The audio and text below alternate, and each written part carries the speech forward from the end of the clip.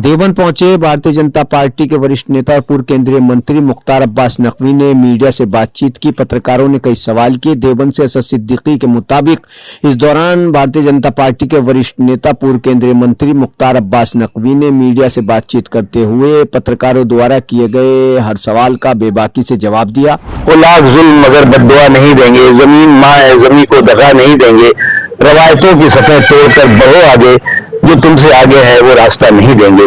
तो इसलिए जो है वो जो एक रिवाज और मिजाज है कि इस पार्टी के प्रति अस्पृश्यता, इस पार्टी के प्रति असहिष्णुता और दूसरी पार्टी के साथ जो है वो आंख बंद करके जो है वो उसके कुंड में कूद जाना, ये जो है वो रिवाज और मिजाज जो है वो खासतौर से मुसलमानों का नुकसान कर रहा है।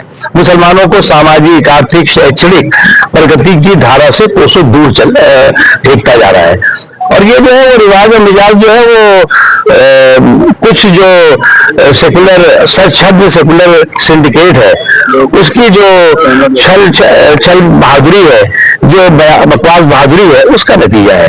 और उसी का नतीजा है कि आज अगर देखें तो कुछ पार्टियों ने जो कि मुसलमानों के वोटों का राजनीतिक शोषण किया, राजनीतिक उसका जो है वो एक्सप्लॉइटेशन किया, आज वो इनमें से ज्यादातर पार्टी जो अपने आप को जो है वो कभी मुल्क की पार्टी कहती थी, मुल्क का चौधरी कहती थी, आज मोहल्ले का चिल्लर भी नहीं रह गई है।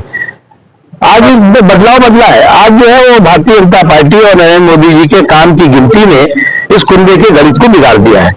इसलिए मुसलमानों को भी जो है वो अस्पृश्यता और असहिष्णुता की बीमारी से जो है निजात हासिल करनी चाहिए और मजबूती के साथ जो है वो अपने विकास के लिए जो है विश्वास के रास्ते पे चलना चाहिए। भारतीय जनता पार्टी जो पहले पार्टी विद डिफरेंस थी, आज पार्टी विद डेवलपमेंट है, तो इसलिए उसको जो है आप नजरअंदाज नहीं कर सकते। यूपी के एक मौलाना है हरदीस अंसारी, उन्होंने पश्चिम बंगाल में एक जलसे में बयान दिया है कि यूपी में मुसलमानों की मस्जिदों को टारगेट किया जाता है और मदरसों को बंद किया जा रहा है, इसलिए बंगाल में मुस्लिम सुरक्षित है, यहाँ के यूपी के मुसलमानों को वहाँ शिफ्ट कराना चाहिए। अच्छा, ये पश्चिम बंगाल क्या पाकिस्तान में है क्या? पश्चिम बंगाल जो है वो क्या बांग्लादेश में है क्या? मुझे क्या लग रहा है कि कुछ इस तरह के जो है वो सांप्रदायिकता के संक्रमण पैदा करने वाले जो साजिशी सिंडिकेट है वो समय समय पर जो है वो समाज के एक बड़े वर्ग में जो है वो काल्पनिक और कम्युनल कंफ्यूजन क्रिएट करने की कोशिश करते रहे और वो कभी सफल नहीं होंगे। और इसीलिए मैंने कहा आज देश को जो है वो जमात इस्लामी की जरूरत नहीं है, जमात इंसानियत की जरूरत है। आज दारुल उलूम की जरूरत नहीं है, आज दारुल उसूल की जरूरत है। ऐसा उसूल जो देशभक्ति के लिए, देश के लोगों के विकास और विश्वास के लिए, देश में समावेशी और सर्वस्पर्शी सशक्तिकरण को रास्ते पे देश को आगे ले चले। उन्होंने मतलब ये बयान आया, उन्होंने कहा कि जो लोग हिंदू राष्ट्र का सपना देख रहे हैं वो नेपाल जैसा हाल हुआ। देखो, मुझे क्या लग रहा है कि एक समय था कि ये इदारा बहुत अच्छा था। आज जो है वो जिस तरह से जो है वो दारुल उलूम में जो कुछ हो रहा है वो बहुत अफसोस की बात है। वहां पर जो है वो किसी भी इस तरह के संस्थान में जो है वो दहशतगर्दी की दीक्षा नहीं होनी चाहिए, बल्कि जो है देशभक्ति की शिक्षा होनी चाहिए। मानते हैं दहशतगर्दी दहशत मैं किसी में नहीं मानता। मैं यही मानता हूं कि किसी भी ऐसे संस्थान में दहशतगर्दी की दीक्षा जो है वो नहीं होनी चाहिए, देशभक्ति की शिक्षा होनी चाहिए।